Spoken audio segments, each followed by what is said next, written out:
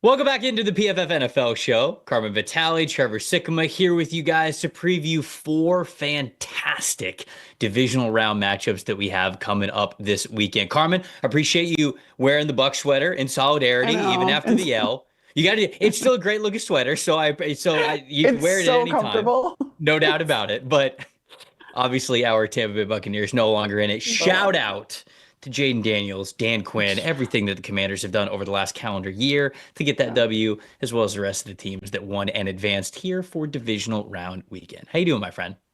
I'm good. A lot of stuff going on. We were talking about it off air, but this is true. Cross your fingers for me, y'all. We might be getting a dog. You know, I love that. Big dog guy over here. So we're big dog people too. We keep saying we're going to get a dog so hard after we lost ours last year. And so now it's taken a little bit of time to get, in the right headspace to get another one, but they are just such a light in our lives. I'm very happy for you. I'm very happy for you guys. I know you get a dog eventually, whether this is this one or whatever. You guys are dog people, like you said. I'm trying not to get my hopes up. It's a crazy time in LA. There's a ton of space needed at shelters and stuff like that. So we're trying to adopt a dog, and I think a lot of this stuff has been expedited because they're trying to make more room for dogs that are displaced and all that other stuff. So cross your fingers for me, guys. Well, you're doing a good thing, and any dog owner, and I would say just any pet owner would tell you that. Even though it's like, oh, okay, well, if it's not this one, it'll be another one. We'll get one eventually. When you lock eyes with the animal and you just go, I would die for you. That's kind of the way that it was. That's how Carmen was talking before we went live, just to let you guys know. I would already die for this dog. All right, so let's get into this. Let's get into these games. We got 4 fantastic divisional games to preview here. The 2 Saturday games, the 2 Sunday games coming down to the wire. Obviously, this is when teams have to play their best, and the wild card round's a lot of fun because, there's some teams that's like, all right, well, I don't want to say like sneaking into the playoffs. They all deserve it. There's no doubt about it. But we saw last weekend there were some games where it's like, all right, this team clearly above the other team. For whatever reason, it could be a down week, but just overall, some teams are really separating themselves. I think we got 4 really good matchups to talk about here. We're going to throw out a lot of PFF stats at you guys. We're going to give you the matchup that matters. We're going to give you the plus factor. And if you want to see these sort of numbers, come up with your own matchup that matters or your own plus factor. You can do so by getting a PFF Plus subscription. That's the best way to do that. And don't just think, well, why would I get a PFF sub? The season's almost over. Honestly, like a lot of stuff that comes with a PFF subscription, you might use it in the offseason more than actually in the season. Depends kind of what you want it for, but the free agency preview, deep diving into that, the players that could be coming to your favorite team, the fully unlocked mock draft simulator, the draft guide, all that good stuff. You get all of that to the fullest extent if you have a PFF Plus subscription. Go check it out. It's not just, it's the playoffs. I kind of missed my chance to subscribe for one. It's still a great time to be able to do it. First matchup that we have, let's just dive right into it. Houston Texans taking on the Kansas City Chiefs. I think there were some out there that thought, man, the Texans kind of limping into the playoffs a little bit here. They're going up against a Chargers team that Justin Herbert's been red hot really from week 7 on. Say they got Jim Harbaugh, who's an experienced, well-respected head coach in the league. And people thought, all right, well, maybe this ain't the year for the Texans. Maybe they're going to catch the loss here in the first round. It's absolutely not what happened. I thought they played really great ball. The defense side of the ball played really well. CJ Stroud played decent. I think the run game was pretty good as well, but there's a lot of things to dig into now that they're playing the Kansas City Chiefs. Chiefs have, for all intents and purposes, it feels like had like 2 or 3 weeks off. So you've been prepping for this one for a while. Their starters got the last week of the season off on top of getting the bye. So right, exactly. Mahomes hasn't taken the field. If you are somebody who's like, is too much rest a bad thing? I don't know. Maybe that could be the case with the champs. I have a feeling that going for a three-peat, they're going to be fully focused for this one, so I'm not really worried about that. But what is your matchup that matters here for this first divisional game? Yeah, it's so interesting with all of this too, because outside of Washington, all of these teams that are still left for the divisional round are division winners. So it's really there wasn't any I guess as much parity as we thought, or too much parity. I don't know. But for this one in particular, you're right. I didn't have a lot of faith in Houston kind of advancing past the wild card round. And then you look at that all-encompassing effort by Houston last week to go on to have the right to play the defending champs. My biggest matchup, though, is going to still be this Houston offensive line against this Kansas City defensive line, because we know how good Spags is. We know how many fun things he likes to do with that front, especially all the different combinations, the stunts, where he moves Chris Jones around, all of that kind of stuff to take advantage of matchups. And the Houston offensive line has been a question mark all season long for the Texans. And Right. then if you look at this last week in particular, 59 overall offensive grade for their offensive line, that ranked seventh among wildcard teams. 64.8 pass blocking grade in the wildcard round, also seventh.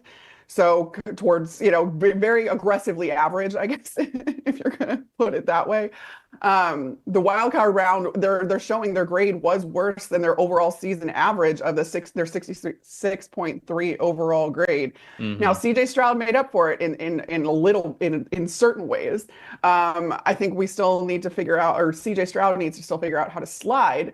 But he did make some plays with his legs, got some crucial first downs with his legs. He tied for the most scrambles last week with 4. That ties him with guys like Josh Allen, Baker Mayfield, Lamar Jackson, guys that are known for scrambling. But he only had an 88.5 passer rating, which ranked 9th among wildcard quarterbacks. So that was only ahead of Sam Darnold, Jordan Love, and Justin Herbert, who had some of the worst outings of their career. Yeah. So you mentioned the run game. That's a huge part of this. But what was really I think it's going to just come down to how much this Kansas City defensive line is able to affect the Houston offensive line and therefore affect CJ Stroud. And can he still scramble? Can he get those runs? Can he avoid any sort of injury while making those scrambles? Because it didn't look pretty, and he hit his knee a couple of times pretty hard, where I'm like, CJ, don't need figure that. it out. Right. Don't need that. Don't need that. And Kansas City, we know what they've been able to do pass rush wise. They lead the league in quarterback hits with 80 this season. They rank just outside the top 10 in both pressure percentage and pass rush win percentage. Chris Jones, 91 pass rushing grade. That ranks 5th among all defensive players, not just edge rushers, not just interior defensive linemen and defensive tackles, not just edge rushers. It encompasses all of that. He's tied for 5th in total pressures among all defensive players, which is especially impressive considering he only has 2 unblocked pressures on the year. So clearly, I mean, it makes sense. You're going into a game against the Kansas City Chiefs, you have to game plan for Chris Jones. So he's not getting any free rushes. He's not getting any unimpeded pass to the quarterback, and still he has all of those numbers when it comes to pressure percentage and pressures in general.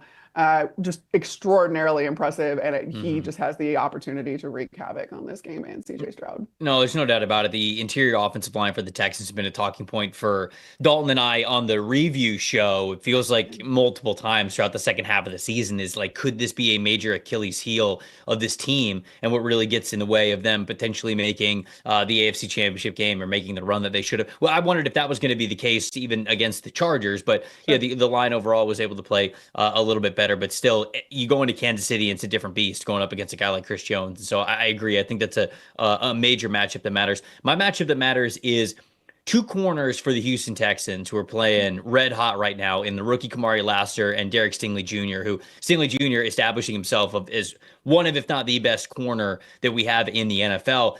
And they're on a hot streak going into Arrowhead to face Patrick Mahomes. And I think it's those 2 corners in particular going up against Mahomes, because to sort of set this up for you guys, Kansas City is an 8.5-point favorite. They're more than a touchdown favorite in this game.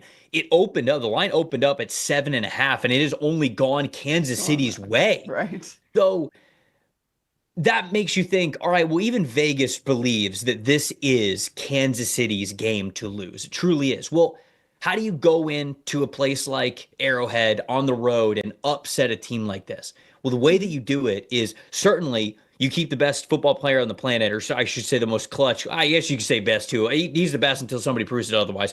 The best football player on the planet on the sideline in Patrick Mahomes. Right. The way that you do that is you got to run the ball really well, which I'll get to in a second.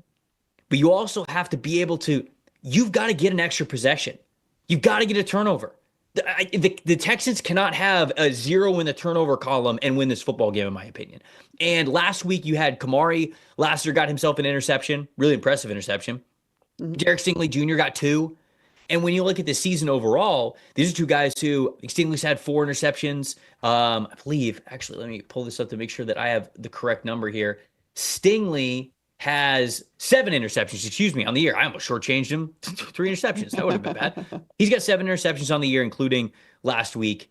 And Kamari Lassiter has 5 interceptions. Now, Derek Stingley Jr. has a higher forced incompletion percentage, so he's getting his hands on the ball a little bit more than Lassiter is. But both of these guys have an open target percentage below 40%. So it's not like it's just Derek Stingley Jr. really carrying the load of a high coverage grade for this team. I mean, Kamari has been playing really well as well, and he's been shutting people down. When I go back to my scouting report for Kamari Lassiter coming out of Georgia, it was, hey, this guy feels like he can be a lockdown type of a defender. He didn't have the best instincts when it comes to the ball skills of really coming down with takeaways and things like that, but he is somebody who you could have a good amount of faith in to say, hey, go guard that wide receiver, make sure they don't catch the ball. And for him to have an open target percentage close to what Stingley's is, right around mid-30s, about 35, 36%, that's really impressive. And I think that showcases how good these corners are. They've got to get those extra takeaways. When you look at Patrick Mahomes in particular, for this matchup, not just an overall theme of being able to get takeaways when you're a road team. Mahomes has 15 turnover-worthy plays this season compared to just 18 big-time throws. Now, when you have that sort of an even matchup right there, you would say, wow, it's got to be a down year for Patrick Mahomes, right? Not necessarily. His 2.1 turnover-worthy play percentage is actually a career low for him. So he's actually taking care of the football at a better rate than he ever has. The big-time throw rate, though, is also a career low. So for Mahomes in particular, we know that he has the ability to make up for mistakes or be a comeback type of a player. We know that he has that ability to do that. But he hasn't done that with regularity with this specific Chiefs team this year. So if you do get that extra interception, if you do get 1, 2 and you're living, like 2 and there's almost no excuse, you better be there when when we're getting down into the fourth quarter and it's the final minutes. If you get even 1 interception though, Mahomes hasn't really had the explosive nature in this offense to be able to be like, okay, it's all right. It's 1 turnover. Who cares? We'll make up for it. We've got the explosive plays that are to come. And that makes it even more valuable for this Houston Texans team. So for me, before we get into part 2 of what they need to do here, a matchup that matters is they have to get takeaways.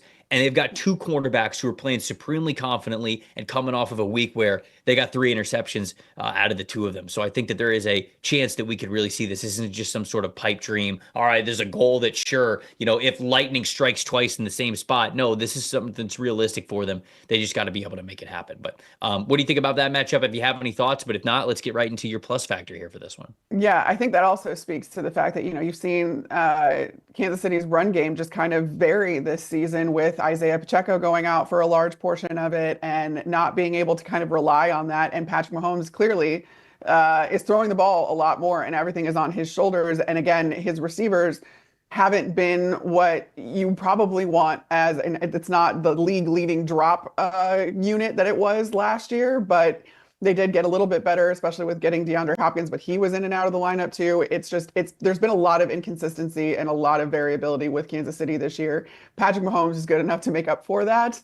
I think that's another reason why you saw them in all those 1-score games this year, all that other stuff. But because they're the Chiefs, because it's Patrick Mahomes, because it's Andy Reid, they're able to pull that kind of stuff out. And then, now you have the health because you've been sitting your starters for 3 weeks at this point. And you have Andy Reid, who completely reworks his entire playbook going into the postseason, or has a separate one for the postseason, where it makes it that much harder even to scout what the Kansas City Chiefs are going to do, because they're just not going to do what they've been doing all season. So it's going to be really interesting to see how that all plays out against some of the best corners in the league. I can't tell you how impressed I've been with Houston secondary, or outside corners for that matter. But my plus factor is something that has mattered for Houston all year long. And that's Nico Collins.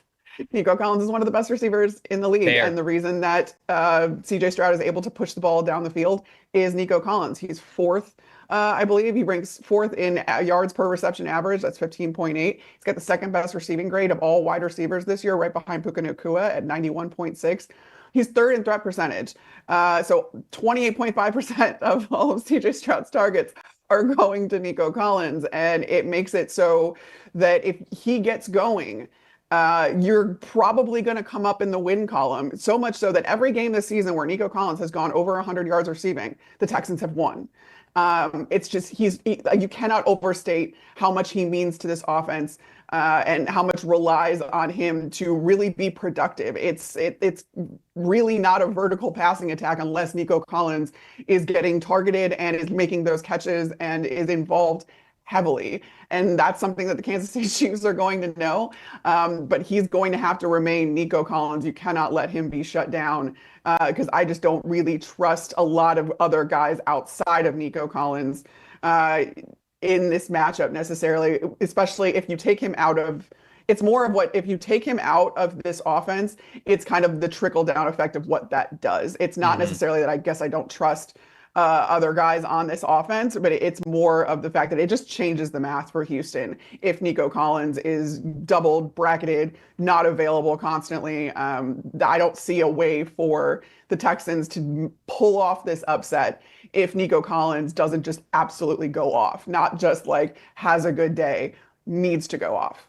Yeah, I mean, we talk about a lot of, okay, well, here's the matchup. This is what could happen. This is something that could swing in the Texans' favor. If Nico Collins doesn't get close to 100 yards and a touchdown, like I don't know how they score enough points. So it's almost as if like Nico Collins is the ultimate constant, and then you're saying obviously for them to get the upset win, he has to be even more than that. He has to be, like you said, somebody who has one of his best days of the season, which would be really saying something for a guy that has once again had just an incredible year and a really good receiver. I'll say with the Texans side of things, I know the Chiefs. Well, I will say that before we get to that, just a shout out to Chiefs player Trent McDuffie was in the conversation for best coverage player that we gave out in our PFF awards. If you guys missed that, you can see the episode on it that we did a couple of days ago. But you could also see all the articles over at pff.com and look at all the criteria that sort of went into us giving away all of those yearly awards. Best coverage defender, we gave it to Patrick Surtain II, just because of how locked down he has been this season. But Trent McDuffie was right there in the conversation as one of the best corners in the NFL. And so he'll get to go up against Nico Collins. And it's not an unfamiliar foe. They faced each other before, but it's just a matchup that you've got to pay attention to as two of the best going at it. My plus factor is Joe Mixon, because again, if you're going into Arrowhead, if you're going to try to beat the Kansas City Chiefs, one, you got to be plus in the turnover category. And then two, you've got to keep Patrick Mahomes on the sideline.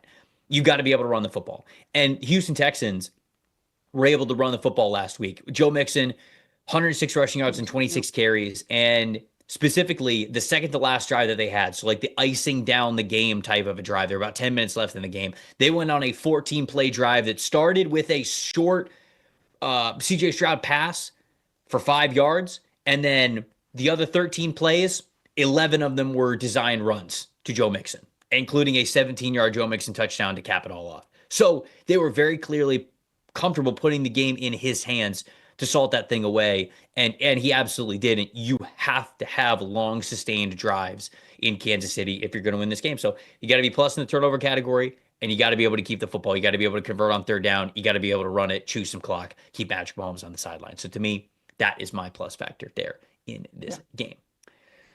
Question for everybody before we get to the next game.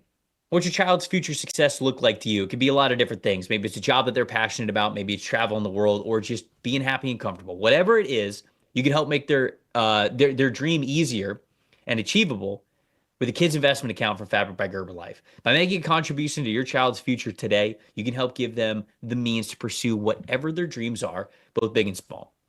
Fabric by Gerber Life was designed by parents for parents to make it easy to plan for and manage your family's financial path. With a kids investment account from Fabric, you can start investing in your child's future today. Your kids can't invest while they are minors, but a kids investment account allows you to invest on their behalf and gives their investments some extra time to grow. It's very easy to set up. Whole thing is online. Could take you as little as just 5 minutes, honestly. And then you just manage the whole thing right from your phone. The investments are right there. You can track it no matter what. I mean, whether it's, months after you started it, years after you started it, even after you have started using it for things like, if they're a kid, music lessons, tutors, summer camp, like whatever it is, plenty of stuff like that. And then if you want to keep it even longer, when they're a young adult, first car, first house, starting a business, whatever it is that you want to help them out with, you could do it by using this kids investment account.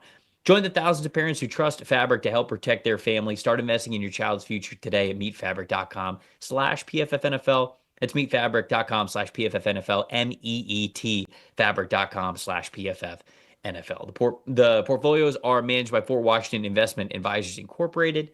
Additional services are provided by Apex Clearing Corporation. All investing is subject to risk. Learn more at meetfabric.com. All right, next game on the schedule, the nightcap of the Saturday night slate. It is the Washington Commanders taking on the Detroit Lions. Lions defeated the Minnesota Vikings in the last game of the regular season to clinch home field advantage and the 1 seed. And obviously, it proved to be paramount because here we are in the divisional round and the Minnesota Vikings are not there. They went on the road to the Los Angeles Rams. And obviously, we'll talk about the Rams in a second. But now the Lions get to come out and we get to see what they've got in the playoffs. Jaden Daniels, the lone NFC North team left. Which is, it's kind of crazy to say that. Obviously, the playoffs are a different beast and teams are eliminated every single week. And it was some tough matchups for those teams. But now it's all on the Lions to represent that division as what was very clearly the best division in the NFL. They're taking on the Commanders, and Jaden, first playoff performance, goes into Tampa Bay, takes down a Todd Bowles defense, wins in dramatic fashion at the end, and gets revenge on the team that beat him in week 1. So Jaden and the whole Commanders team traveling to Detroit. What's the matchup that matters? And then we'll get into plus factor after that. What do you got? Yeah, I'm going to get into kind of like a really hyper specific matchup that matters because I do think that these teams match up well for the most part. We know what the Lions are capable of offensively, and that's pretty much anything. But what I think doesn't get enough love is this run game in particular, but specifically the run game under center versus the Washington Commanders run defense. Now, the Detroit Lions, they were the most explosive under center run game in the NFL, or run scheme in the NFL. Makes sense. They had 56 explosive runs from under center. That's 22 more than the next closest offense. The Lions were also, they did this a lot. They had the second highest success rate on design runs under center, 47%. By contrast, and this is why I got really hyper specific with it. By contrast, the Commanders defense has allowed the most yards before contact per carry, 1.8, and the highest success rate, 47%. They also allowed the second highest explosive run rate to under center design runs, 13.7%. Full disclosure, some of these stats are from NGS. I just want to get that out there. But this is something that the Detroit Lions know how to do very, very well. And it's something that I feel like is kind of a unique part of their run scheme. We talk about how unique it is. For most of the season, they had both Jahmyr Gibbs and David Montgomery. You have Jared Goff, who is a veteran and knows how to and can really manipulate where he ends up lining up, and the formations that they put out there, that they throw out there. Ben Johnson clearly not afraid to throw a variety of formations out there, even if it's just his window dressing. But it's something that they're very, very good at, and it's something that the Washington Commanders are not so good at defending. And I really think that the run game is going to matter so much in this game, but specifically it's going to matter how the Detroit Lions are running the football and running out of those under center runs. So I thought that was really an interesting stat to stumble upon, and just how poorly that matches up in Washington's sense, and how well the Lions match up and have the advantage there.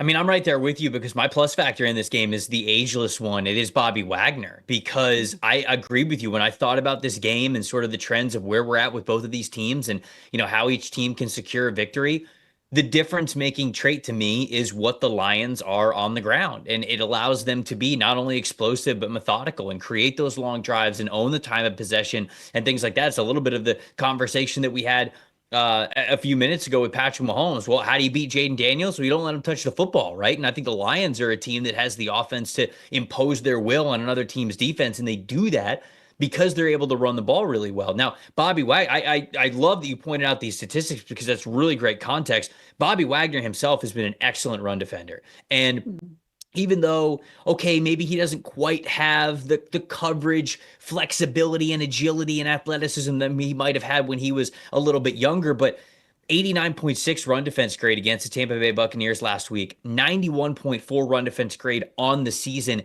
In the last 3 years, he has had a run defense grade above 91 in the last 3 years. And we were talking about Bobby Wagner. Oh, he fell off. You know, he's not the player he used to be. Or again, like he's not as spry in coverage as he used to be. But this dude still knows exactly where to be. I think the duo of him and Frankie Luvo is perfect for the middle of this Dan Quinn defense, and they're playing it very, very well. And if there's going to be a player who can spearhead a run defense effort from Washington that is good enough to slow down one of the best rushing attacks, one of the most explosive and efficient rushing attacks in the NFL in the Detroit Lions, it is going to be Bobby Wagner. His IQ, his acumen, his experience, and being able to point things out pre-snap, to have guys aligned a certain way, and then for himself to also make those plays. So to me, it's paramount that he continues to play very well in the run defense category as he has been all season, as recently as last week against Tampa. So Bobby Wagner is my plus factor for exactly those reasons that you mentioned there.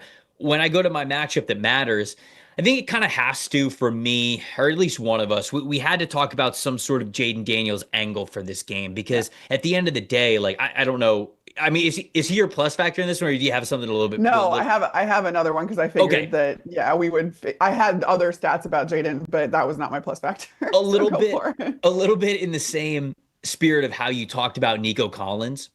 Mm-hmm. Basically, we could talk about all these other little things that could happen to swing the game either way. If Jaden Daniels isn't the best player on the field, I don't really know how the Commanders win this game, go into Detroit and upset this team. But I think they can do it if Jaden's the best player on the field.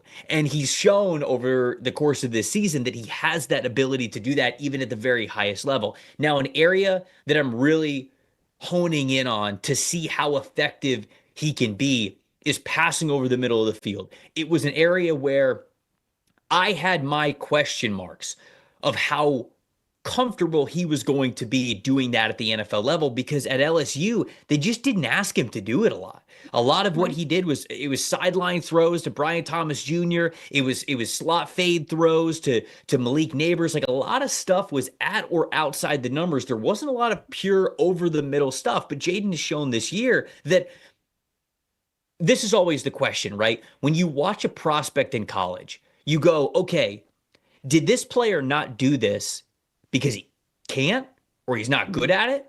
Or is it because that's just not what was asked of him?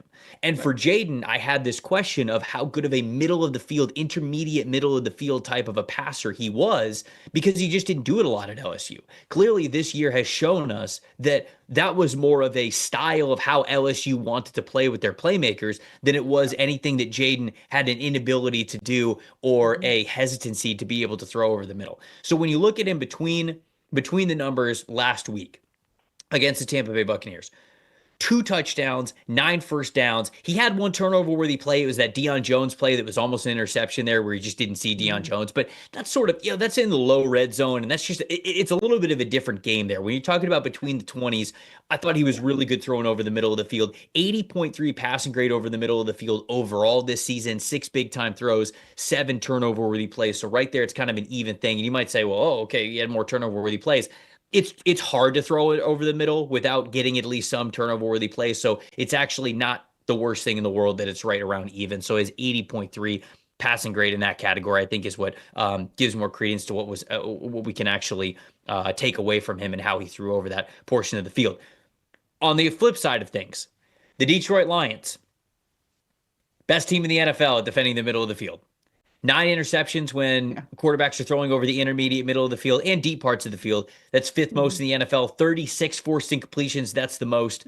This is an aggressive team when it comes to attacking over the middle. And the reason why I bring that up is because we often talk about the linebackers for Detroit as a weak spot, right? Okay, well, let's have our team throw over the middle because the linebackers haven't been really good down the stretch. 1, the Lions are a little bit more healthy in that regard. But 2, if you attack the linebacker level, then you start to bring in Kirby Joseph. Then you start to bring in Brian Branch. Then these guys start to get into the mix. And if you barely miss, you better believe that one of those guys is going to make you pay for it in a really big way. So to me, I think that Jaden has shown us even recently the ability to do a lot of things very well.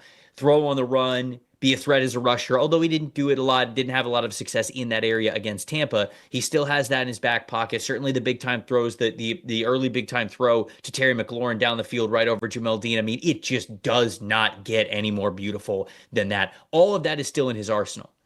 Can he attack the middle of the field the way he needs to?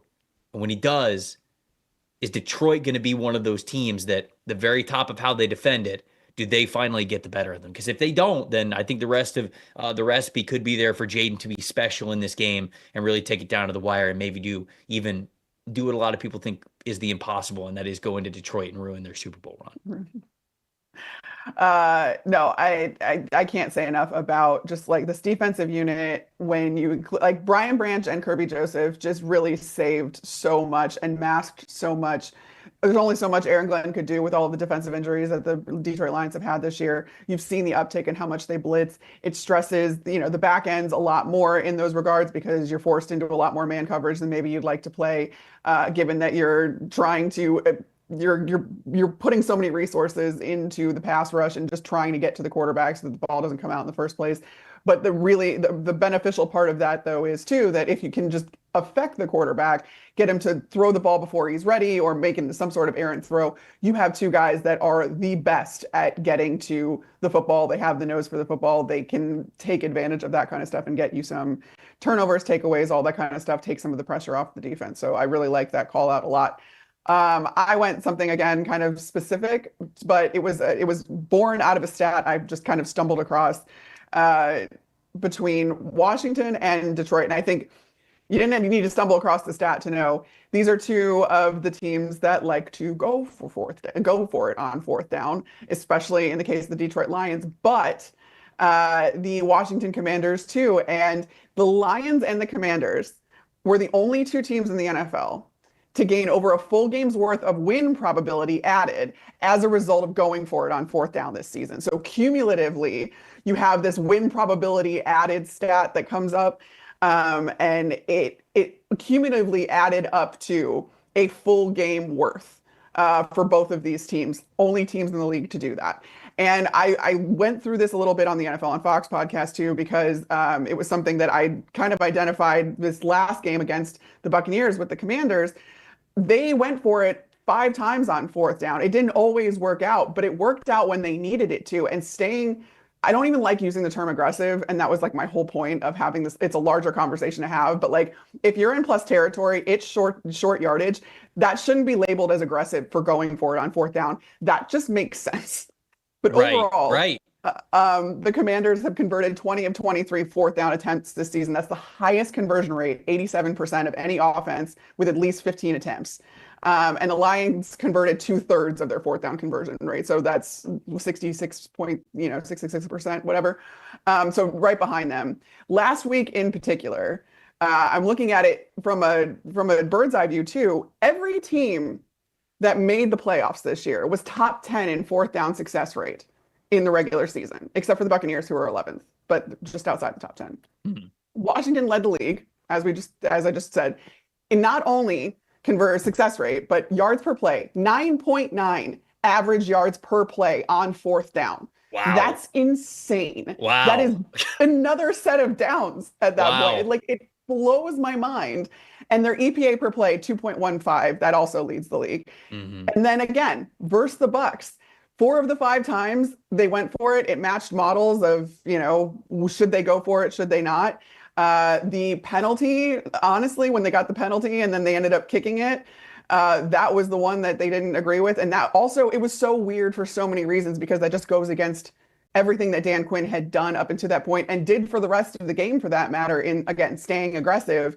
Why you kick there and not go for the 2-point conversion from the 1-yard line, I don't really understand.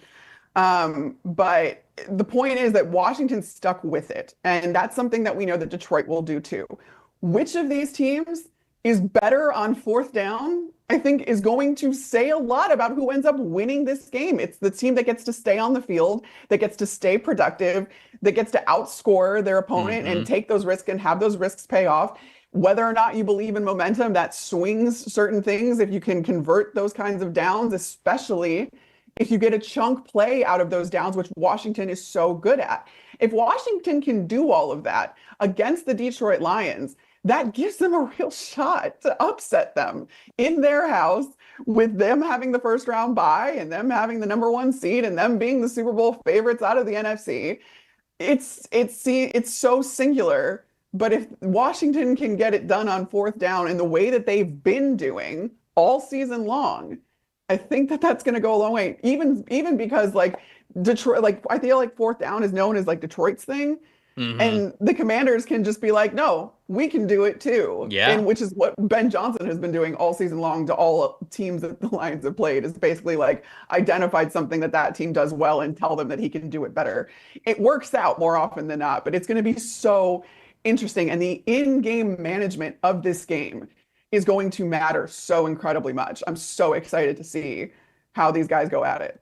I think it's a great call out because you're totally right. Everybody just thinks about Detroit as the team that goes for it. They're the aggressive team. It's the Dan Campbell style, and Dan Quinn standing right there being like, "Hey, we'll match you. We'll match you aggressive for aggressive. And we're We're going not to do afraid it of it." well. We're And going that's to do it and that well. also is, I think that lends itself to being the underdog on the road, right?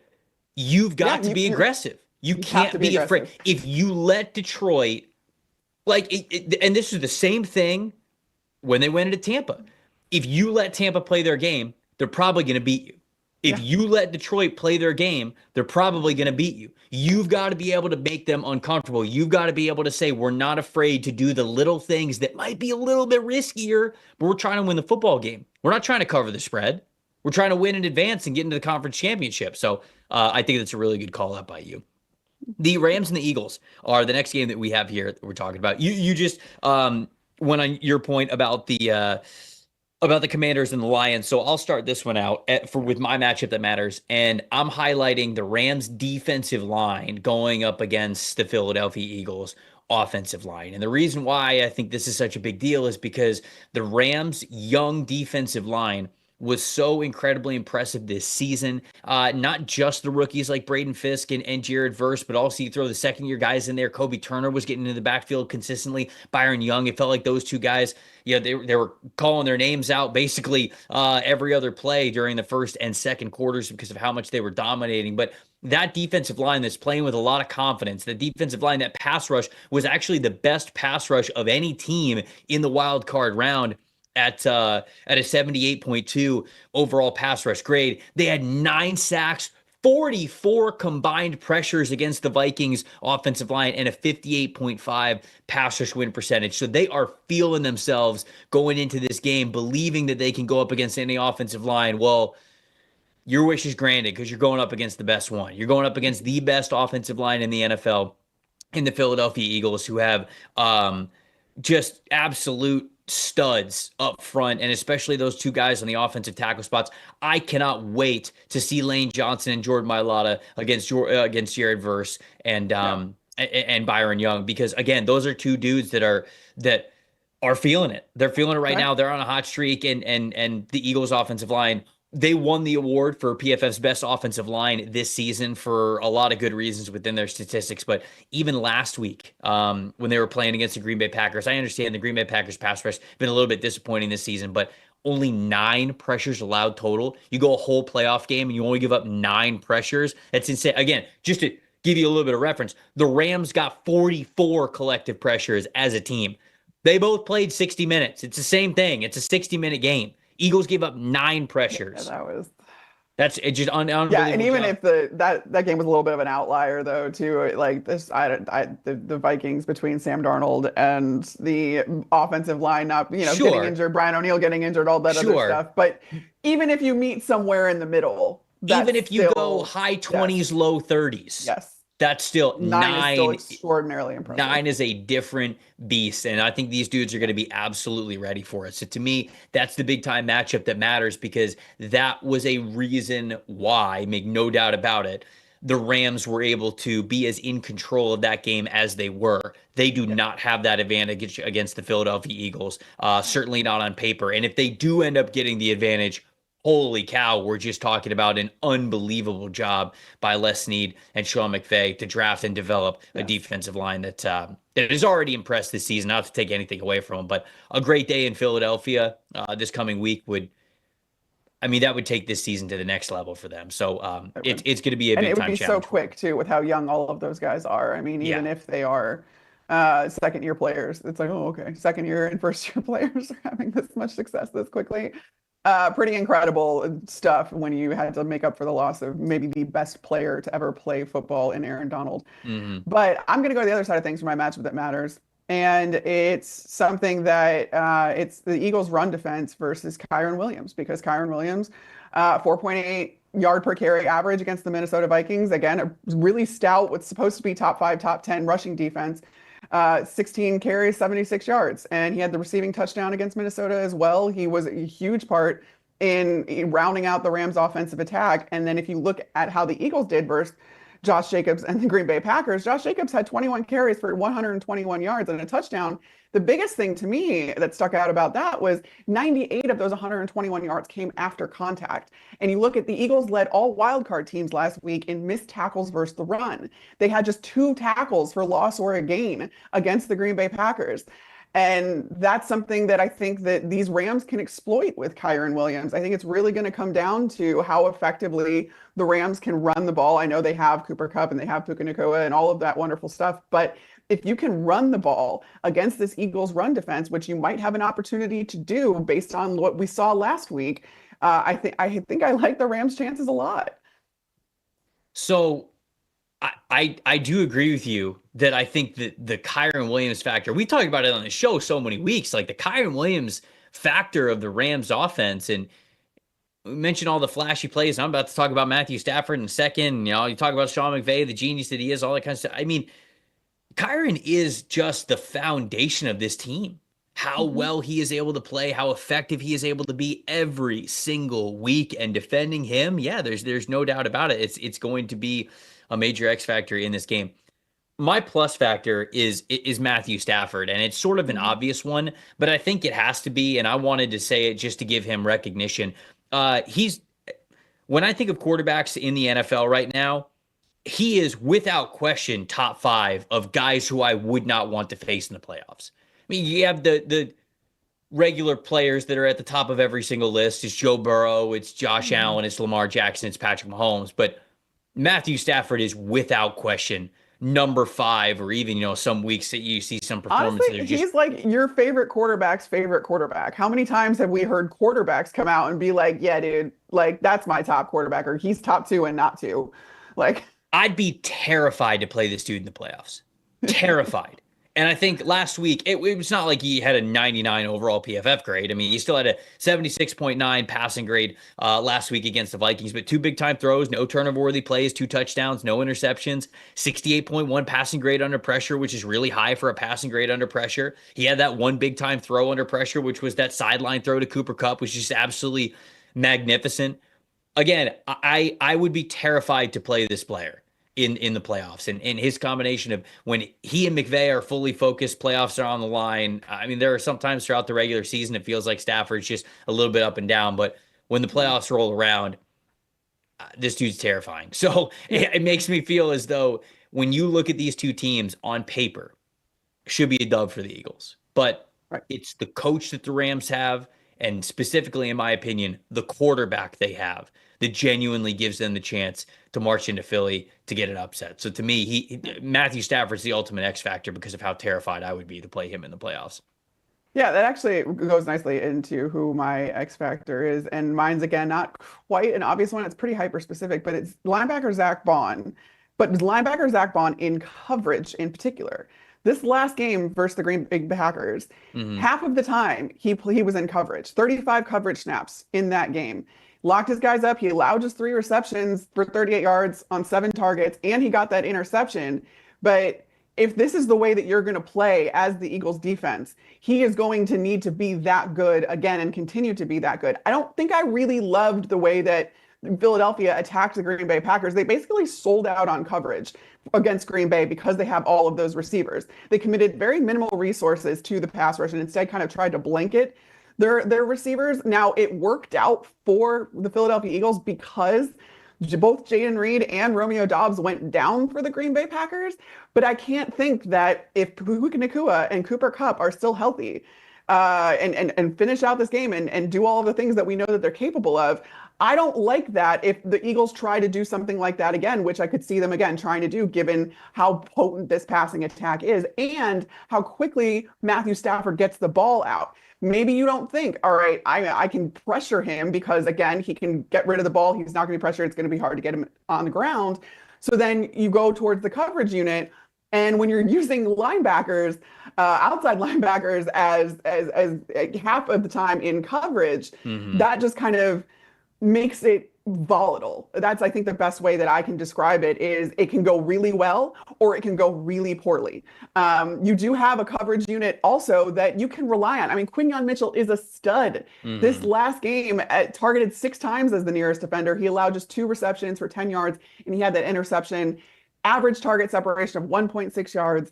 I mean, these guys can hold down the fort. I'm not really sure why you're ignoring the pass rusher, or at least why they did against Green Bay Packers. Now, I don't know if that's the way that they're going to attack the Rams, but I see some similarities with why you would want to do that if you're Philadelphia. And if that's the case, a guy like Zach Bond is going to be absolutely crucial to what you want to do and doing something that he's not normally trained to do. That's not really what his position entails as being in coverage. But if you're going to use him in coverage that much, he better be just as locked down as he was this last week. And you're not going to have the benefit, or at least I'm not going to put that out there. You're going to have the benefit of having injuries to both receivers and offensive line and the Hmm. offensive line for the Los Angeles Rams. It was an interesting thing that stuck out.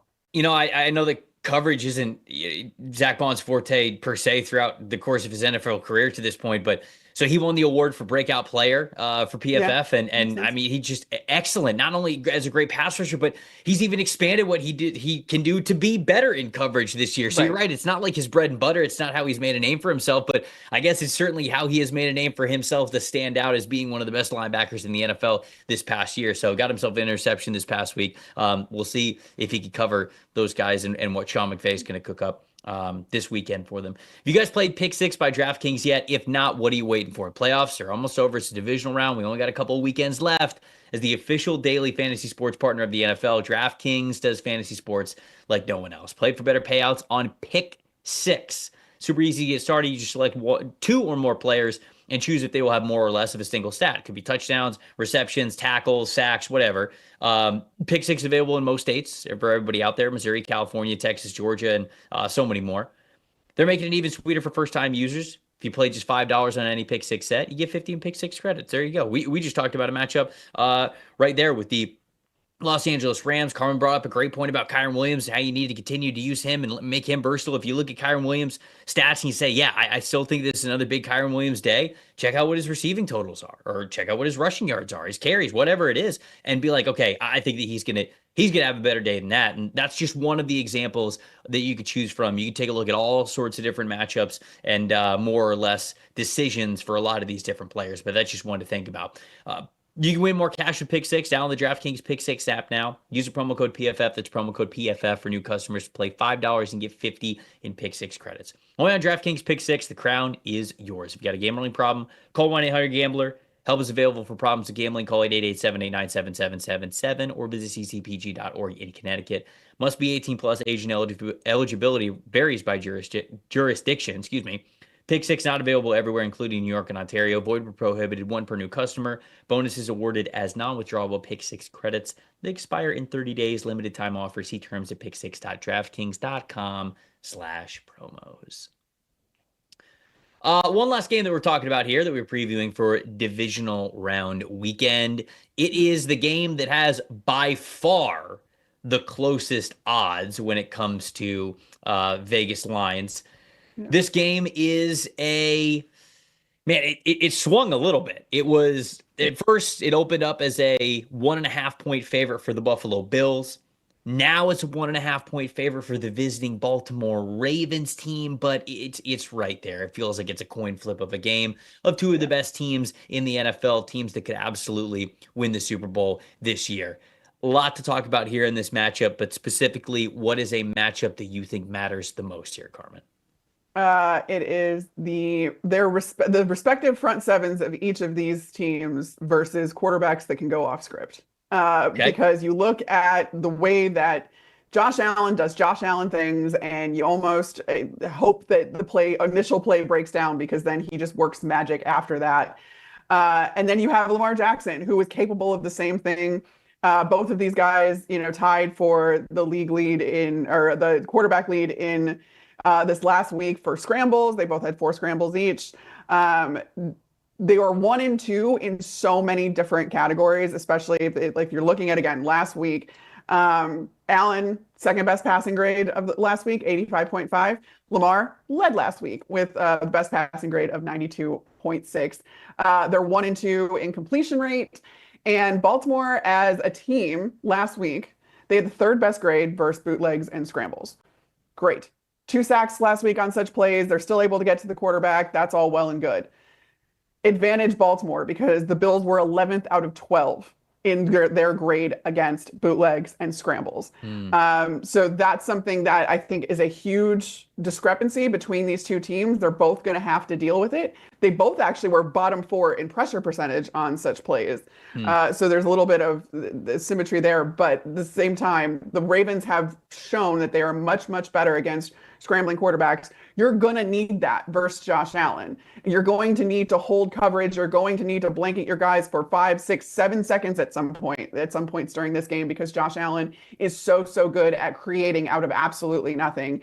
You're going to need to contain him as much as possible. Don't let him get runs on you. On the flip side, the Bills are going to have to do that with the Ravens, and the Ravens have proven that they are much better at handling guys like that than the Buffalo Bills have. So I'm really interested to see who gets the better of each other because, again, I think whoever can contain the quarterback the best of these teams, that's going to go a long way with who ends up winning. I think that is certainly a fair assessment there. You know, it's two superhuman quarterbacks who are going up against each other, and it might just be the one who is allowed to make the one extra superhuman play that makes a difference. And if that's the case, well, I'm pretty happy for all of us getting to watch the game because it's going to be one of the best football games that we've ever seen. I am still a little worried about this Buffalo Bills run defense. And the matchup that matters to me is the rushing game of the Baltimore Ravens, which has been absolutely dominant throughout the entire season with Lamar Jackson and Derrick Henry going up against a Buffalo Bills team that has struggled to defend the run throughout the season. The Bills, 27th in total team run defense grade this season. But in particular, I brought this up last week. I thought, okay, if there's an area where the Broncos might be able to take advantage here, it might be this. The interior defensive line, specifically the Bills, 30th in the NFL in run defense grade. Now, I thought that was going to be an advantage for the Broncos, who have one of the better run blocking interior offensive lines in the league, led by Quinn Miners, but it just was not a good day by them. So shout out to Buffalo. They had a 67.0 run defense grade against the Broncos last week. Still a 50.0 a run defense grade from their interior defensive linemen. So it wasn't the best day, but it was good enough to really neutralize the Broncos on the ground. It's a different beast with the Baltimore Ravens, though. And the matchup that matters that I'm looking forward to is not just the fact that the Bills have struggled to defend the run this season versus the Ravens, who are one of, if not the best team in the NFL at rushing the football, but in a little bit more of a micro sense, the Ravens had their highest rushing grade last week on outside zone runs, 78.5 rushing grade on outside zone runs. So that doesn't exactly attack the Bills where they're weakest in run defense. Now, maybe they just say, hey, this is what works for us. King Henry's been fantastic at it. We're just going to continue to block it up this way because Tyler Linderbaum had an elite run blocking grade last week as an outside zone runner, as the center and the centerpiece of that offensive line executing those plays. And so if they want to just lean into what worked well for them last week, I still think they could do that. I don't think that's a bad decision. But do the Ravens switch it up a little bit? Do the Ravens play a little bit more between the tackles, a little bit more gap, a little bit more power, a little bit more duo in between the tackles to try to really push the Buffalo Bills interior defensive line when it comes to defending the run game in a way that they haven't been so successful with throughout this season? So to me, it's more of just saying, oh, you got to defend Derrick Henry. It's specifically the fact that the Bills haven't been great at it. And it's a little bit of a stylistic conflict here of, does Todd Monken, the offensive coordinator for the Ravens, did they just keep doing what they were doing last week and it worked really well for them? Or do they switch it up a little bit and get a little bit more powerful between the tackles for those runs there with how they want to attack Buffalo's front? So to me, that's a big time matchup that matters of how and how effective it is for Baltimore in that regard. And that was the plus factor that I had for this team. Not only was it really the run defense, but it was Matt Milano. Because if you look at the last time these two teams played, Matt Milano wasn't on the field. And then if you look at his run defense grade last week versus the Broncos, 78.3 run defense grade, ranked seventh among linebackers. And Broncos only had 79 yards rushing in that game. And that was, again, the biggest thing with this, or biggest question mark, I should say, with this Buffalo defense has been the run defense. So I do think that Matt Milano specifically should make a huge amount of difference. We've already seen that happen in the wild card round. That needs to continue for all of the reasons you just said against Baltimore this week. And then my plus factor in this one, I'm going to stay with the rushing attack, although I'm going to flip sides and I'm going to go to Buffalo's side of things, because when I really thought about it, and something that I've talked about over the last, I would say the better part of a month, is that I love this Buffalo Bills team when they are able to stay balanced, right? When they are able to be a balanced football team, run the ball very well. James Cook over 100 rushing yards. So I almost just picked out James Cook, just as the plus factor in this one, because if he's rushing well, we know all the different options that Josh Allen could go to and how it unlocks Joe Brady, the offensive coordinator. But specifically, I actually want to shout out the Buffalo Bills offensive line a little bit more. Their run blocking, not gotten enough love. Aaron Cromer doing really good things.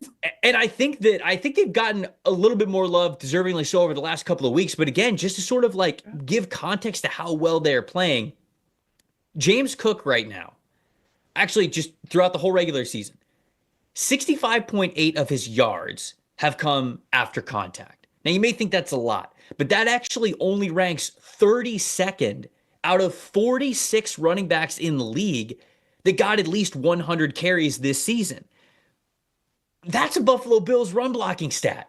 I'm not taking anything away from James Cook. He's got dynamic ability. He is somebody that can break open explosive runs. I think the yards per carry average can be good for him. But when you look at the yards before contact from them, it's a big time Buffalo Bills offensive line stats. So shout out to those guys. And actually, the plus factor is, can you continue to run block in a very solid way? Can you complement that with what Josh Allen is as a runner? What Ty Johnson and Ray Davis and James Cook have been as runners throughout this season? Can you continue to run the football? Because if you can, and you can remain balanced, again, it's just going to be a firework performance of a game. So this might be a throwback game, Carmen.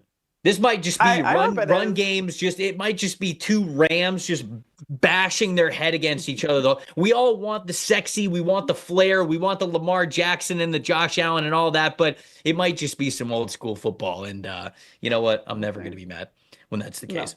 No, that's true. I'm really looking forward to all four of these games. I hope you guys are as well. This is a lot of fun getting to preview them, and it just showcases some fun matchups that we have coming down to the final weeks of the season. We're about to, eliminate two more teams, get in a conference championship weekend, and then see who is eventually playing for the Super Bowl. Appreciate everybody watching and listening to our preview show here on the PFF NFL show. I'm Trevor Sikkema from Carmen Vitali saying, enjoy the games. We'll see you guys next week. Bye, guys.